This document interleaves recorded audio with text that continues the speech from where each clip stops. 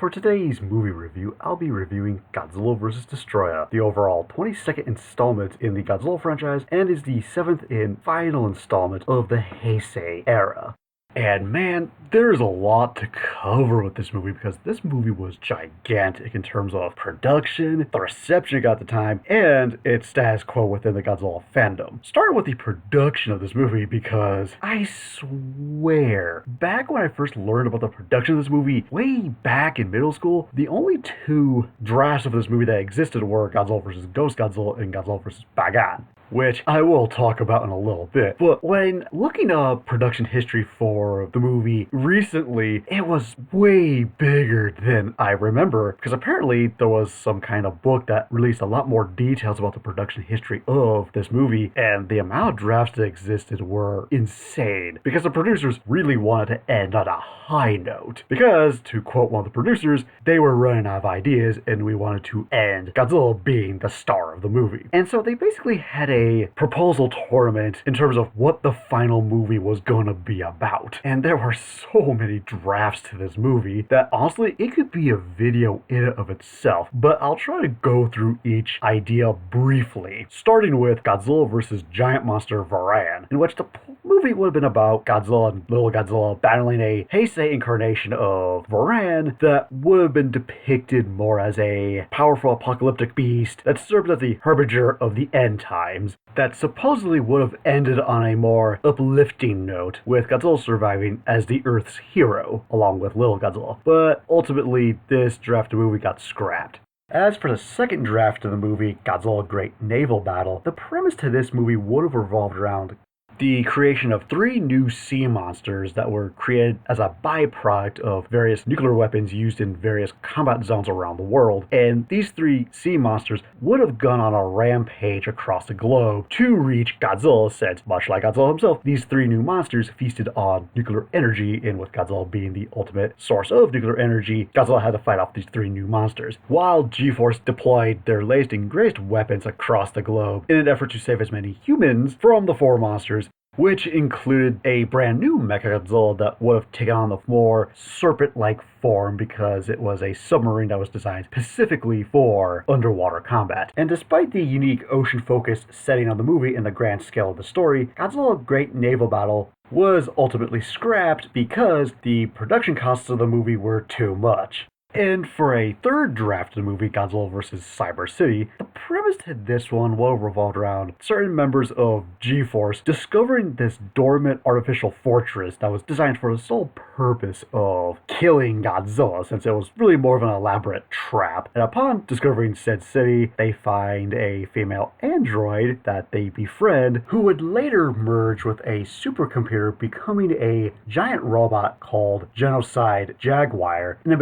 a very powerful electronic sound wave similar to Dr. Hayashi's machine from The Return of Godzilla to lure Godzilla to this underground fortress, resulting in Genocide Jaguar sacrificing herself, the fortress, along with Godzilla, to save mankind. But ending much like Godzilla vs. King Ghidorah, where it would turn out that Godzilla was nearly hibernating as a result of the battle, but much like the previous 2 drafts, it too got scrapped. Although some ideas presented here would later be used in Godzilla City on the Edge of Battle, but we're getting ahead of ourselves. As for the 4th draft of the movie, Terror of Space Godzilla, it would have revolved around the return of Space Godzilla, in which fragments of Space Godzilla from the previous movie would fuse with an orbiting space station, becoming this crystallized technological monster that would have continuously attacked Earth, putting it in jeopardy, forcing Godzilla, Little Godzilla, and G-Force, who built a brand new version of Mogera built specifically for space combat, to deal with Space Godzilla once and for all. But this idea ultimately got rejected as well. Then came the 5th draft of the movie, Godzilla vs. Godzilla, which would have revolved around not Godzilla, but Godzilla Jr. being sent back in time to fight the original Godzilla from the 1954 movie.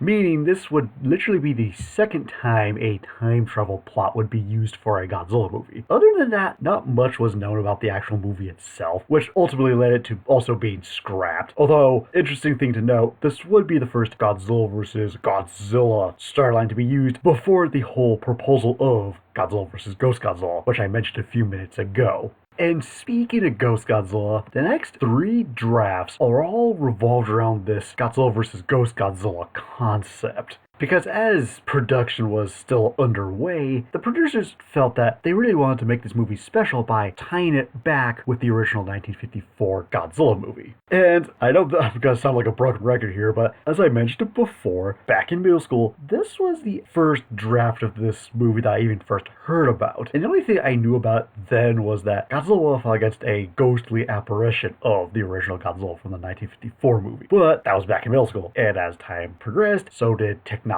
and the flow of information, resulting in me learning about not 1, but 3 different drafts to this Godzilla vs. Ghost Godzilla concept, in which the first draft would have been revolved around Ghost Godzilla possessing the body of little Godzilla, forcing it to mutate into an adult form to fight the current Godzilla of the Heisei timeline. That was the first draft. The second Ghost Godzilla draft would have revolved around scientists discovering the bones of the first Godzilla and moving them to a different location, which results in the ghost of the original Godzilla rising up again, possessing the body of little Godzilla, and, much like the first draft, mutating little Godzilla into an adult, resulting in it fighting against the current Godzilla. And while this is happening, G-Force develops a Neo-Oxygen Destroyer to take out both Godzillas, but as the ensuing fight goes, the ghost of the original Godzilla leaves the body of little Godzilla to find the bones again, with Godzilla heading out to sea because he thought he killed his own son. And as that's happening, G-Force utilizes this Neo-Oxygen Destroyer to successfully kill the new Godzilla that we've been following since the return of Godzilla, once and for all. And while that's going on, Miki Sugusa is convinced that little Godzilla's not dead, but just hibernating, and attempts to bring him back to life. And while that's going on, somehow, one way or another, the bones of the original Godzilla shatter into a million pieces, combining with the sand, and the ghost of the original Godzilla would come and merge with the bones and sand to become a crystal Godzilla. And somehow, one way or another, little Godzilla would mutate into a proper adult this time, and fight crystal Godzilla, destroying it once and for all. Then you have the third draft of the movie, which would have revolved around the introduction of a brand new monster called Bargaris, which essentially was an amalgamation of 2 other Godzilla monsters, Baragon and Anguirus, that, much like the other 2 Ghost Godzilla drafts, would have been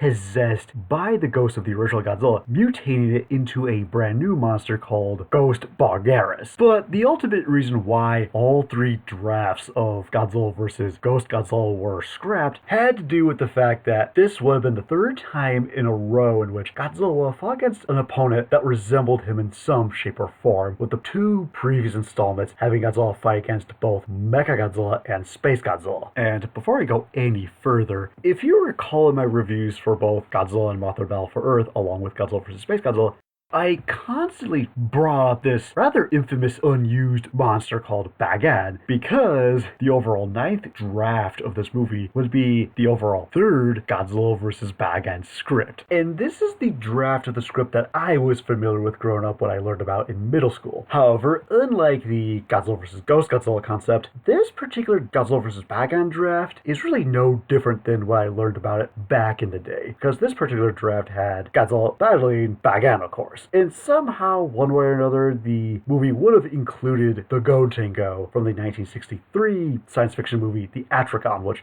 would have been pretty significant, given that this would have been the first time the Gotengo would have appeared in a Godzilla movie. However, that wouldn't happen until Godzilla Final Wars in 2004, but getting ahead of myself. As far as new information is concerned, the only thing different about the script that I learned about is that Bagan's role was very similar to Varan's role in the Godzilla vs. Giant Monster Varan script that I talked about at the beginning of this review, and somehow, one way or another, Mothra was involved with the script. Other than that, that's basically all you need to know about this particular draft of Godzilla vs. Bagan.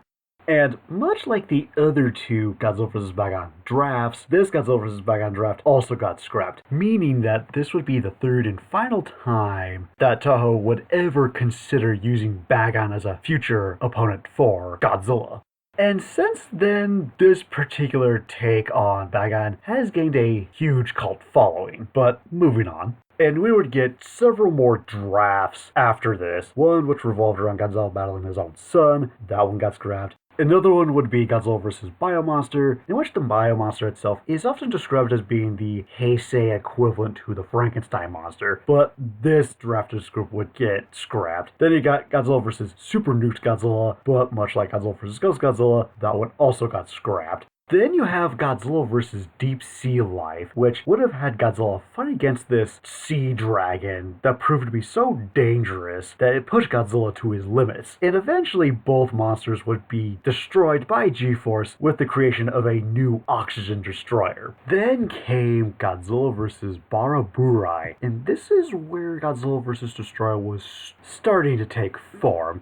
Because if I had to describe the plot to Godzilla vs. Baraburai, imagine if Godzilla fought against a monster that was very similar to the alien organism from John Carpenter's The Thing, and you get the same idea. However, instead of coming from outer space, this new monster, Baraburai, was a microorganism that was a byproduct of the oxygen destroyer that was used to kill the original Godzilla in 1954 that would have mutated throughout the movie by absorbing various life forms, everything from aquatic sea creatures to even a Heisei incarnation of Anguirus, eventually battling both Godzilla and Godzilla Jr. And several rewrites later, we would eventually get Godzilla vs. Destoroyah, a movie that opened at #1 at the Japanese box office back in 1995, at least domestically speaking, and would become the second highest grossing installment of the Heisei era of the Godzilla franchise, with Godzilla and Mothra: The Battle for Earth being the highest grossing installment of the Heisei era. And the movie would get a lot of high praise from both critics and fans alike, with many calling it one of the best installments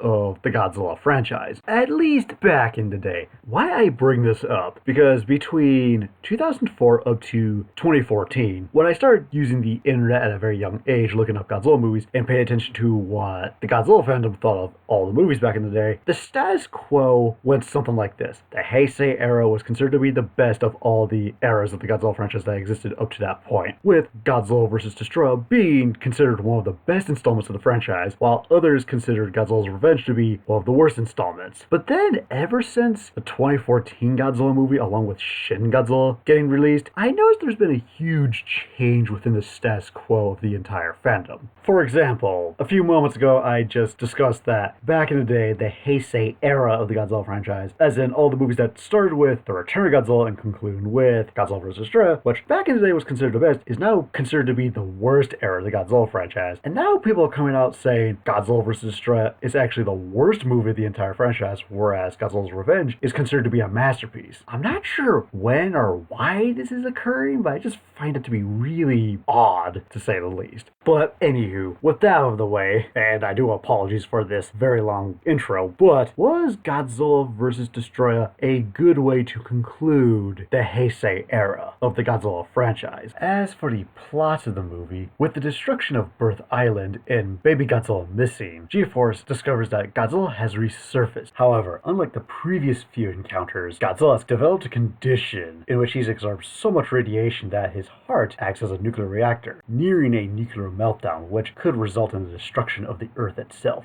And while G-Force tries to find a way to prevent Godzilla from melting down, a new threat in the form of a mutated colony of Precambrian crustaceans soon emerged from the ocean, changing form and having ties to a device that killed the original Godzilla, resulting in the colony combining together to form a singular new demonic monster called Destoroyah, who seeks nothing more than the destruction of life itself. Can G-Force devise a plan to eliminate both Godzilla and Destoroyah, or will Godzilla melt down, resulting in the destruction of Earth itself? Now, in terms of what I liked about the movie, let's start with the opening title sequence, because I think this was a really great way to begin the movie, because it first starts with a black screen followed by Godzilla, presented as it was back in the original 1954 movie, which then leads right into an explosion followed by this, probably at the time, impressive looking CGI recreation of the oxygen destroyer, which then leads into a more modernized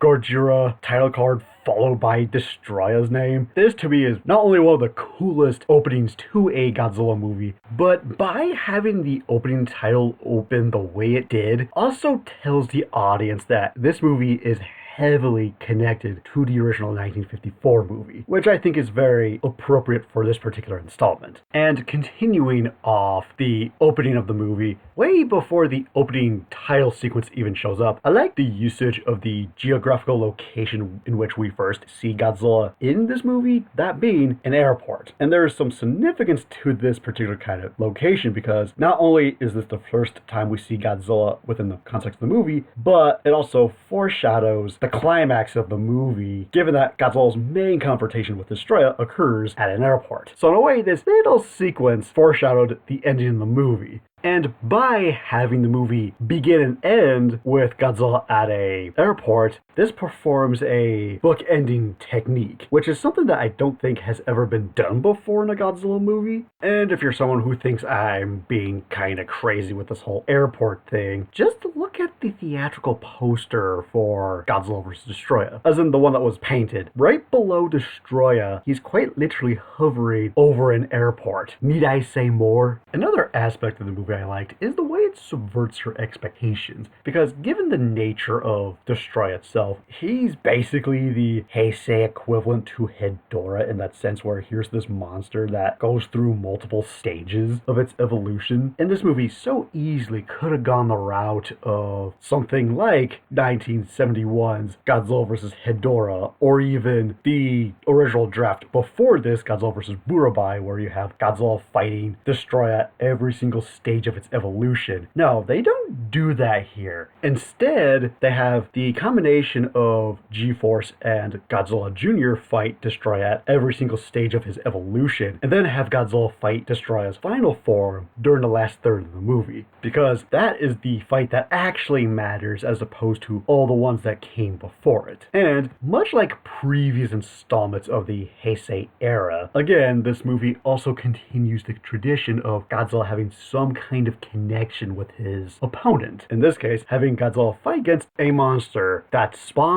from the Oxygen Destroyer. And in some ways, both Godzilla and Destoroyah kind of parallel each other throughout the course of the movie. Because in the first act of the movie, it establishes just how much of a threat both Godzilla and Destoroyah are individually. With Godzilla, because he's now become a walking nuclear reactor, and if Godzilla was to reach a particular temperature, he would literally melt down, taking the Earth with him, resulting in the Earth being destroyed very quickly. Whereas Destoroyah, on the other hand, starts out micro-sized and at first kills only fish from an aquarium, but does get bigger to a point where it becomes human-sized, killing some human soldiers. During the second act of the movie, we have Godzilla confronting G-Force in the form of the Super X, which freezes him temporarily. Whereas G-Force confronts Destoroyah, they manage to do damage against the juvenile forms until they combine together to form the third form. Then in the last third of the movie, on top of confronting each other, they both get taken out by G-Force in some shape and form. However, unlike Godzilla, the threat Destoroyah poses is more a slow-going demise.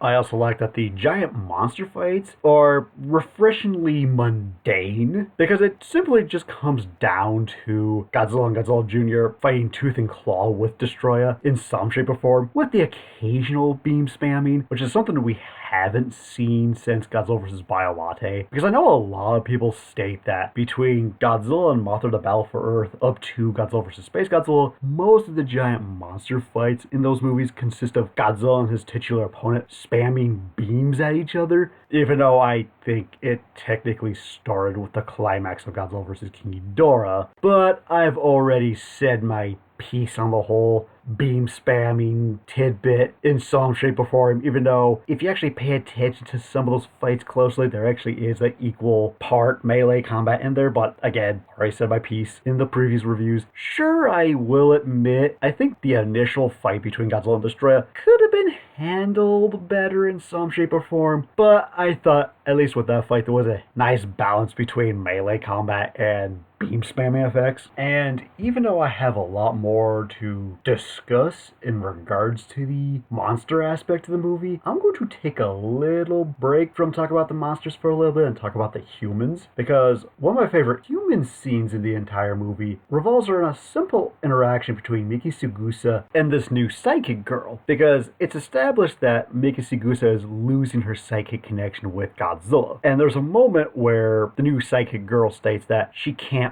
wait until her powers disappear, that way she can get married, have a kid, live a normal life. And at that exact moment, you get to see the expression on Miki Sugusa's face, which is the expression of both sadness and concern, because she realizes that the moment Godzilla dies, or when she does eventually lose her powers, she's out of a job and doesn't know how to proceed next in life, because between Godzilla vs. Biollante up to Godzilla vs. Destoroyah, Miki Sugusa was basically a Godzilla radar for the majority of the Heisei series. And now that she's starting to realize that her time as this humanoid Godzilla radar is coming to an end, she doesn't know where to go next in life. Because for her, being the Godzilla radar was for her normal. And the fact that you can read that much into a simple facial reaction from Miki Sugusa is really good visual storytelling. Another aspect of the movie I really liked is the soundtrack done by Akira Ifukube, because he didn't do the soundtrack to Godzilla vs. Space Godzilla since he felt the script to that movie was very embarrassing, but he did the soundtracks to some of the other installments of the Heisei era, everything from Godzilla vs. King Ghidorah up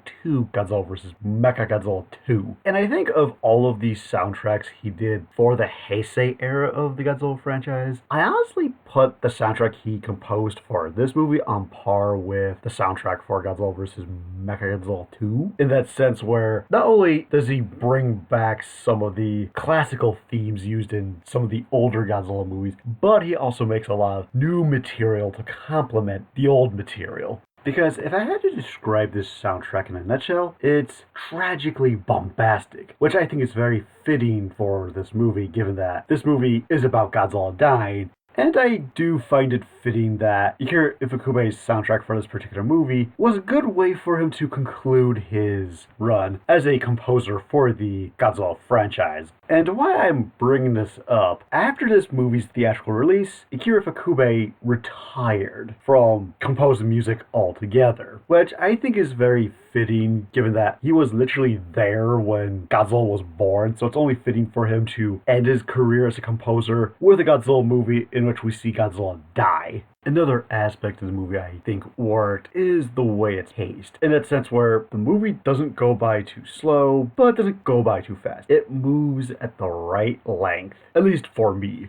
Another aspect of the movie I really liked is how this movie really showcases G-Force being more competent this time around when it comes to dealing with the monsters, because if you watched any of the past movies and you see G-Force sending in their tanks and jets, more often than not, those usually get destroyed by the giant monsters. And while we definitely do see some of those tank units getting destroyed by Destoroyah in his third form, other than that, they're a lot more competent this time around, showcasing just how far they have come from their inception up to this point, or even the human military in general from the very start of this series. And I do like the back-to-basics approach with the militaristic weaponry, such as bringing in the tanks or the specialized tank units, or if they do have any type of special weapon, it's in the form of the Super X, which I'll talk about a little later, given that in the past two movies we had G-Force building giant robots such as Mechagodzilla or Mogera to combat Godzilla or any other giant monster, and by some extent Mecha King Ghidorah, even though Mecha King Ghidorah wasn't built or used by G-Force, but I think you get my point. I also really like the plot to this movie in terms of the setup, in that sense where it's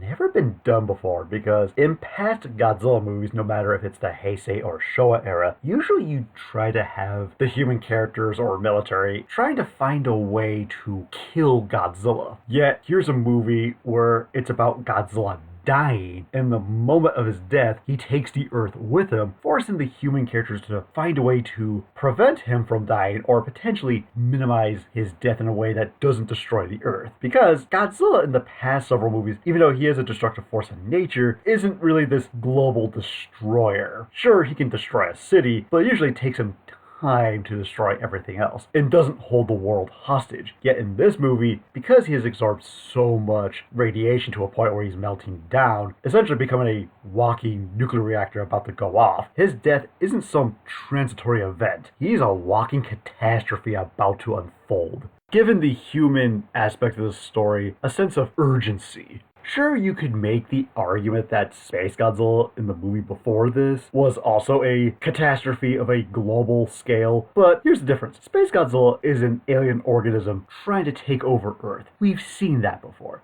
With Godzilla, on the other hand, even though he's not trying to destroy or even take over the Earth of his own free will, but seeing Godzilla in a position where he could potentially destroy Earth by absorbing too much radiation is something we've never seen before. And I do think that if it wasn't for this movie, we wouldn't get something like Shin Godzilla.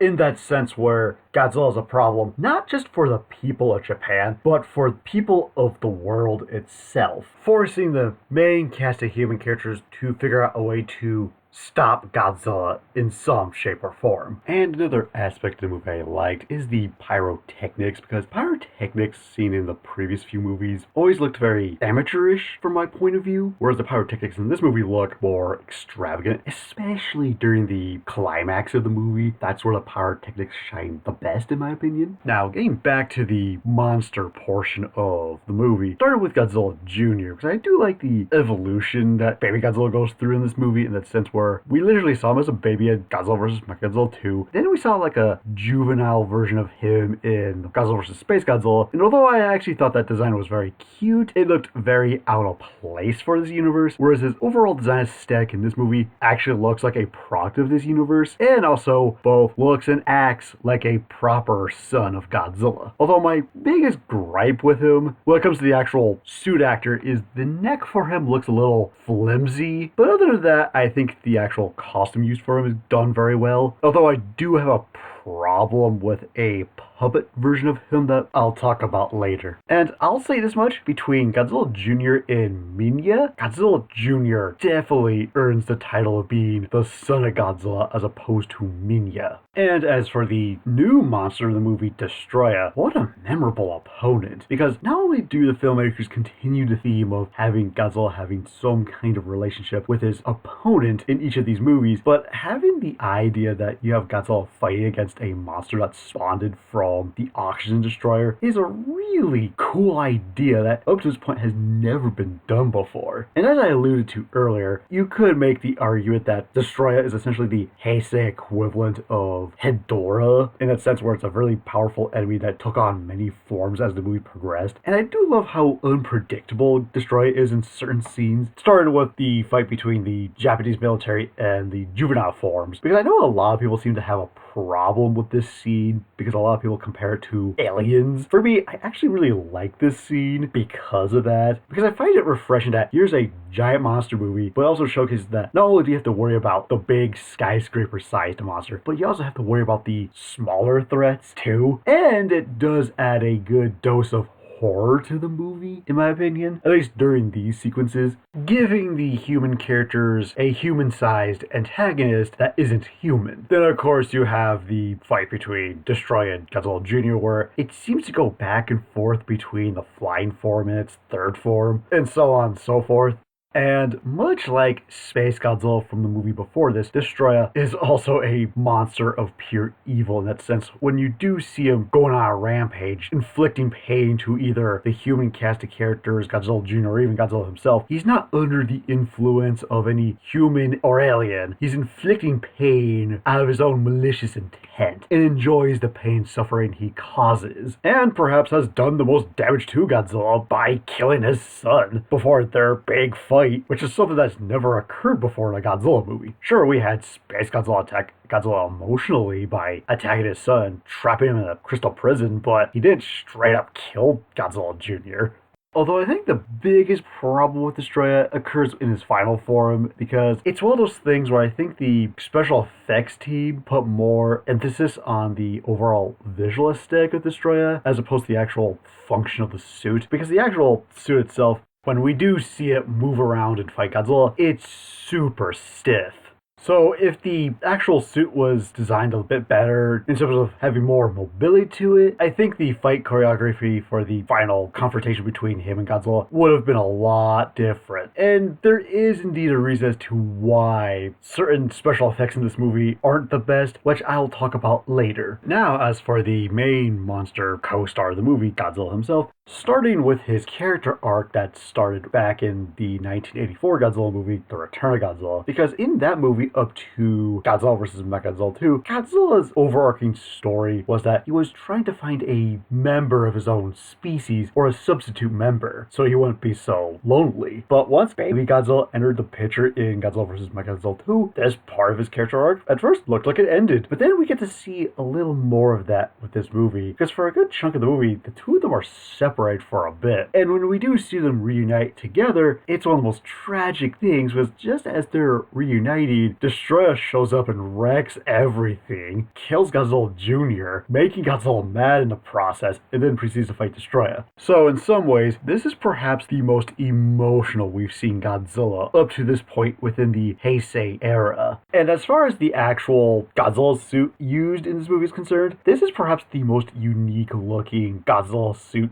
to date, in that sense where all the filmmakers did was take the Godzilla suit from the previous movie, made some modifications to it where they hollowed out certain body parts, added orange lights, lit them up, and then had steam strategically come out of certain places in his body to give Godzilla this burning look. And this particular form of Godzilla has left such an impact that not only would it become a main game function in the Godzilla Unleashed video game, but even future incarnations of Godzilla, ranging from the Monsterverse incarnation along with the Polygon incarnation, would share a similar burning form because of this movie. Now, in terms of aspects of the movie I have mixed feelings on, both of them revolve around the plot itself and the continuity associated with the plot. Because as far as the actual plot is concerned, it's a little too convenient in that sense where you have the main plot line, which revolves around G-Force trying to find a way to prevent Godzilla from melting down. And while this is going on, you have a scientist who just so happens to create a substance called micro-oxygen, which is similar in nature to the Oxygen Destroyer, the weapon that killed the original Godzilla from the 1954 movie. And sometime after that, we get the appearance of this colony of mutated Precambrian crustaceans that are not only going on a rampage, but are actually byproducts of the original Oxygen Destroyer itself. I mean, what are the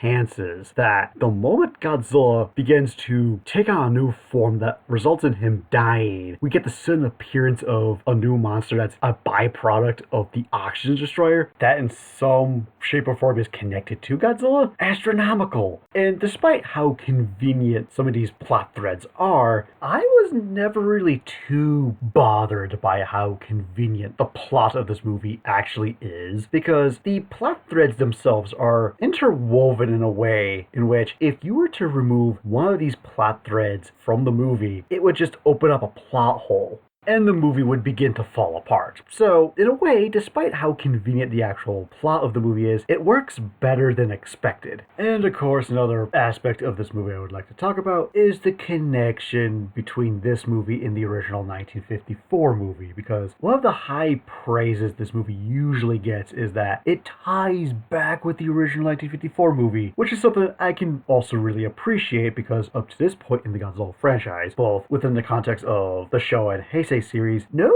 movie has ever really tried to reconnect with one of the previous installments, with the exception of the Showa Mechagodzilla duology, that is the 1974 Godzilla vs. Mechagodzilla along with 1975's Terror Mechagodzilla, but no other Godzilla movie has tried to reconnect with the original 1954 movie. And with Godzilla vs. Destoroyah, on the other hand, by having this particular Heisei installment connect with the original 1954 movie, not only does it bring back a lot of the drama and darker tones of the original movie, but by connecting this movie with the original, it does give this particular installment of the Heisei era a sense of finality to the Heisei franchise. Sure, there are some continuity issues that I have with the plot and this movie's connection with the original 1954 movie, but I'll talk about the continuity issues in a few minutes. Another aspect of the movie I have mixed feelings on is the inclusion of the actress Momoko Kōchi, because as I mentioned a few minutes ago about how this movie connects with the original 1954 movie, by having the actress reprise her role as Emiko Yamane from the 54 movie does add that sense of reverence to the entire movie. However, she doesn't appear in the movie too much, to a point that her role in this entire movie amounts to being nothing more than a cameo in the grand scheme of things. But what little screen time she has in the movie does play a major part in the narrative structure of the movie itself, given that she does provide context behind what the Oxygen Destroyer is to her family members, given that she thinks the newly discovered micro-oxygen sounds way too similar to that of the Oxygen Destroyer. That said, I do think it would have been more beneficial if there were a few more scenes of her watching the TV and seeing the fight between Godzilla and Destoroyah go down, up to seeing Godzilla finally die in the movie. Another aspect of the movie I have mixed feelings on is the English dub, because the version of the movie I watched only contains the English dub, and the English dub, objectively speaking, is bad. But there is a caveat to it, because despite the English dub being bad, I honestly put it in the same ballpark as the English dub for Godzilla vs. King Ghidorah, in that sense where it's so bad it's good. Case in point, one of my favorite lines of dialogue from this movie occurs when we see Destoroyah in its third form for the first time, and we have the scientist who creates micro-oxygen saying something along the lines of, "That's not micro-oxygen. What we're seeing is the destructive power of the Oxygen Destroyer. It can destroy everything. Its power is that awesome." I'm sorry, but that last tidbit of dialogue to me is so hilarious. And there's a few other hilarious, nonsensical lines of dialogue like that throughout the whole movie. So at least the English dub, despite how bad it is entertaining to listen to. Another aspect of the movie I have mixed feelings on revolves around the human cast of characters. Because on pen and paper, I like what they were trying to do in that sense where they were not only having returning characters from previous installments of the Heisei era showing up in this movie and being used to some capacity, but also introducing a new cast of characters that either have ties to older characters from the original 1954 movie, or introducing new characters altogether. And on pen and paper, I like what they were trying to do in that sense where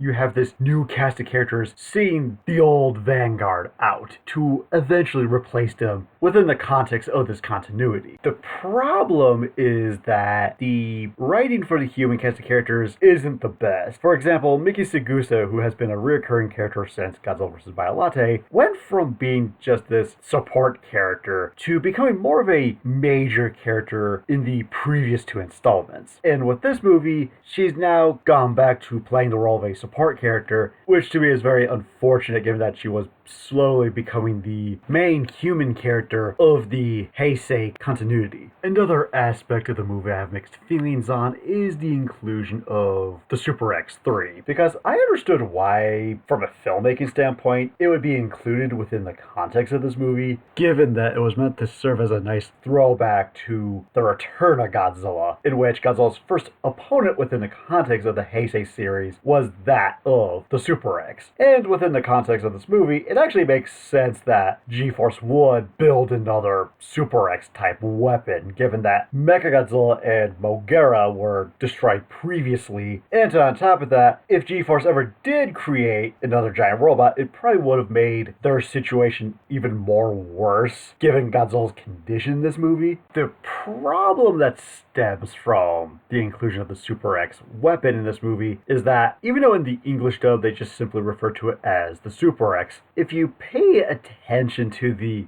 side of the ship, it says Super X3 because that's technically what it is. The third iteration of the Super X. The problem being that it feels like the script writing revolved around the Super X weapon. I can put in the same ballpark as Godzilla vs. Space Godzilla with certain aspects of that movie where it both acknowledges but ignores certain aspects of previous continuity, which is really stupid. You either have to do one or the other. You can't do both. And yes, I will elaborate on the continuity problems in a little bit. Now, in terms of what I disliked about the movie, the first problem I have with the movie is really more of a nitpick, that being the movie title, Godzilla vs. Destoroyah, because it's both accurate and inaccurate at the same time. Because on the one hand, yes, Godzilla does fight Destoroyah, but as I mentioned earlier in this review, that doesn't happen until the last third of the movie, because when we do see Destoroyah fight throughout the movie, he's fighting everybody from G-Force, Godzilla Jr., and finally Godzilla himself. But remember, the movie isn't about Godzilla battling a mutated Precambrian crustacean that spawned from the Oxygen Destroyer. The movie is about Godzilla dying from a nuclear overload. That's really what it's about. So I think the movie title should have been called something along the lines of The Death of Godzilla or Godzilla's Last Dance. You know, something to signify that, yes, this is indeed the final installment. But as I mentioned, the movie title is just a nitpick. Now for the first legit problem I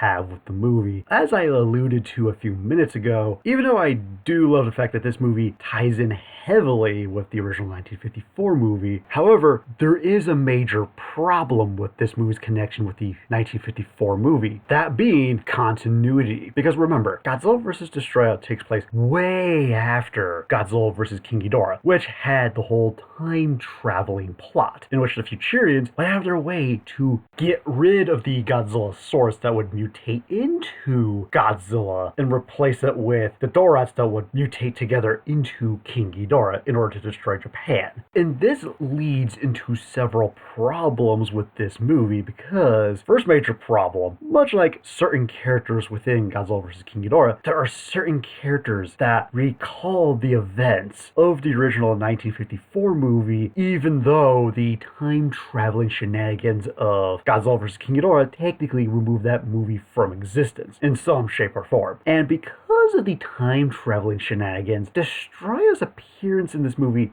shouldn't be possible in some shape or form. Because if the Futurians successfully got rid of the Godzilla source that mutated it into Godzilla, therefore Dr. Zarasawa couldn't have possibly used the Oxygen Destroyer to kill the original Godzilla. Therefore, the area that was affected by the Oxygen Destroyer that contained the Precambrian crustaceans that eventually would lead into the creation of the Destroyer itself shouldn't be possible. Now, a way that this could have been fixed within the context of this movie, maybe you can have the scientist who creates the micro-oxygen, have him be some kind of relative or possible grandson to Dr. Zarasawa, and give him some kind of backstory in which, as a kid, he learned about his grandfather's work and became fascinated with it, to a point in which he wanted to use said research to benefit mankind in some shape or form, but when he tried to find his grandfather's research, he discovered that it all had been destroyed by Zarasawa, because Zarasawa realized just how dangerous his own research is and decides not to proceed any further with it, which would result in not only the destruction of the notes, but maybe he never created the actual Oxygen Destroyer device to begin with. But somehow maybe the grandson would maybe have like this photographic memory of all the research notes and decides to build a Oxygen Destroyer that would exist for the first time in this timeline. And upon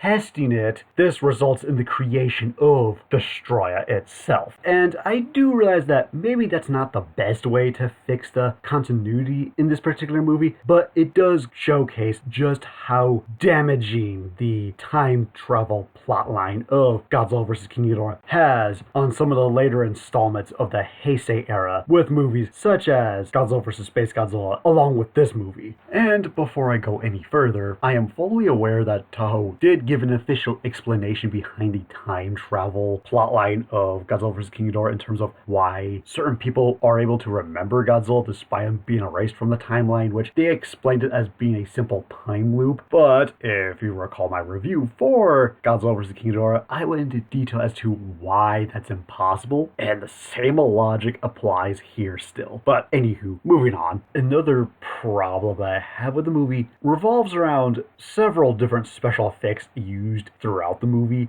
The first example being the combination of green screen or chroma key effects used, because in certain shots, not only does the chroma key effect not hold up in certain shots, but there are also points in time where certain chroma key effects are, in some shape or form, unintentionally hilarious, because at the very beginning of the movie where you have Godzilla going on a rampage in Hong Kong, there are some points in time where you have a chroma key effect of him going on a rampage in the background, but in the foreground, you have a bunch of Chinese people running away. But there are also some other shots where, again, he's in the background going on a rampage, but in the foreground, you have a bunch of Chinese people just going about their everyday life like there's nothing going on, showing no concern whatsoever. And this also happens again once more near the very end of the movie, where we have a wide shot of Destoroyah flying across the airport, dragging Godzilla towards the ocean. If you look at the foreground in one of the airport terminals, again, you see a bunch of people going about their mundane lives like there's nothing going on, even though there's a giant monster battle going on outside. But thankfully, these only appear on screen for about a couple seconds, both near the start and end of the movie. That said, a lot of the other chroma key effects, as mentioned before, don't hold up very well by today's standards. Another example of some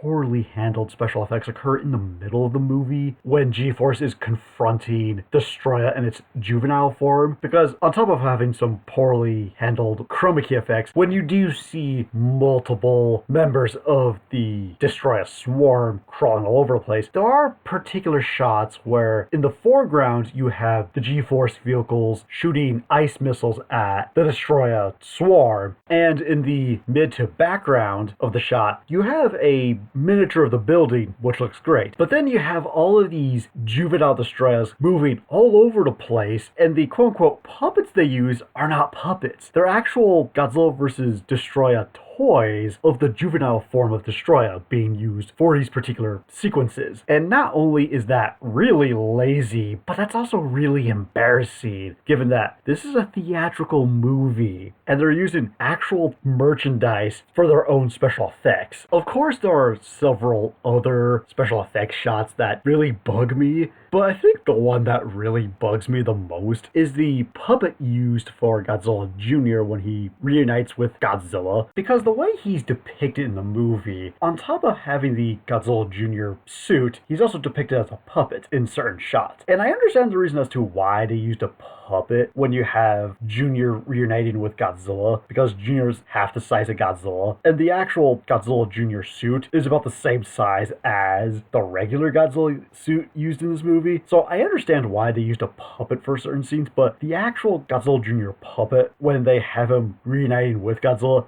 does not look the best. Now, when he's standing still, the only parts of him that are moving are just his head and arms, which are fine. But then when Destoroyah shows up, you can tell there's a point where Godzilla Jr. is trying to move around, but the legs are like super stiff, and it almost looks like someone is like pulling the puppet. It does not look very convincing whatsoever. And there are several other special effects shots that bug me, but there is a reason behind why certain special effects shots in this movie don't look particularly good, because behind the scenes, with Godzilla vs. Mechagodzilla 2 along with Godzilla vs. Space Godzilla not doing well at the box office, the producers felt that they didn't need to give special effects artist Koichi Kawakita enough money to make the special effects look good. So of all the installments of the Heisei era, this one has the least amount of money to be used for the special effects themselves, which I think is super insulting, because the producers knew knew that this was gonna be the final installment of the Heisei era, and instead of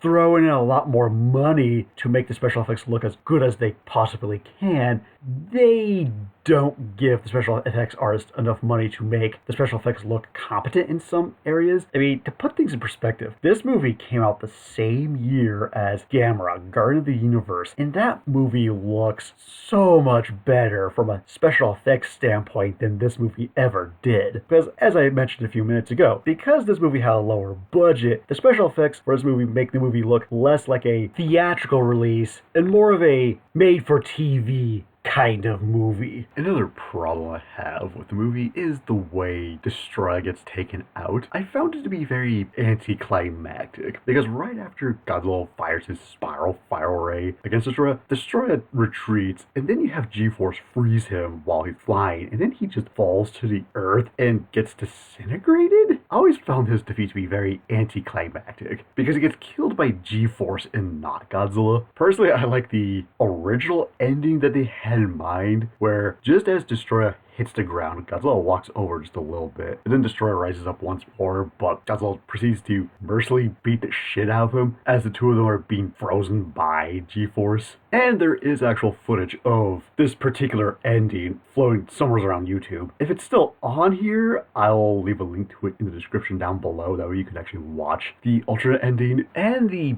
final problem I had with the movie, I don't know if I would consider it to be a lack of world building, but at least the lack of a political element in this. Because when the Heisei series started back in 1984, the return of Godzilla was very heavy on using politics when Godzilla first showed up within the context of that movie. And keep in mind, when Godzilla first showed up in The Return of Godzilla, he mainly went on a rampage, predominantly in Japan, and destroyed a Russian submarine. Fast forward to this movie, on the other hand, because Godzilla's melting down in the moment of his death, he would destroy not just Japan, but the rest of the world with him. You would think the world leaders would react and respond to Godzilla dying in some shape or form, trying to figure out the best way to deal with Godzilla without using military weapons. So for my final verdict of Godzilla vs. Destoroyah, I have a very fascinating history with this movie, because back when I first learned about this movie in elementary school and heard about the hype behind it in that sense where it's considered to be one of the greatest Godzilla movies ever to exist. And keep in mind, this was back in the day when Godzilla's Revenge still had the status quo of being the worst. But then I saw this movie in late middle school, and I was very underwhelmed by the movie. I never really understood why this was so highly regarded. But as time progressed, I put this Godzilla movie in the same category as Godzilla vs. Biolate in that sense, where first time I watched it, wasn't the biggest fan of it, but the more times I watched it, the more times I start to understand why the movie was so highly regarded among Godzilla fans.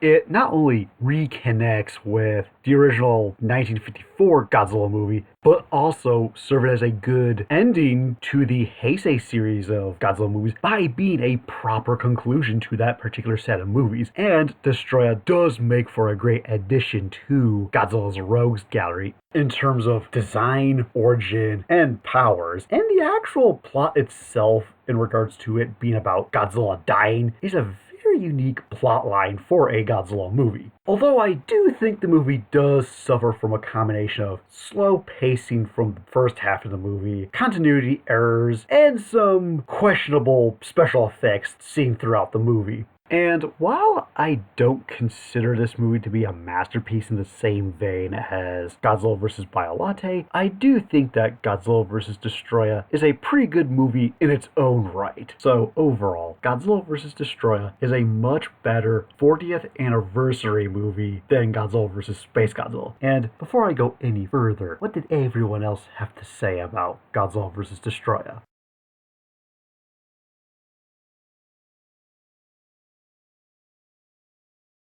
So it looks like Godzilla vs. Destoroyah got really good reception. And for my final rating of Godzilla vs. Destoroyah, I give it a 3.5 out of 5. So, do you think Godzilla vs. Destoroyah was a good way to conclude the Heisei era of the Godzilla franchise? And see you later.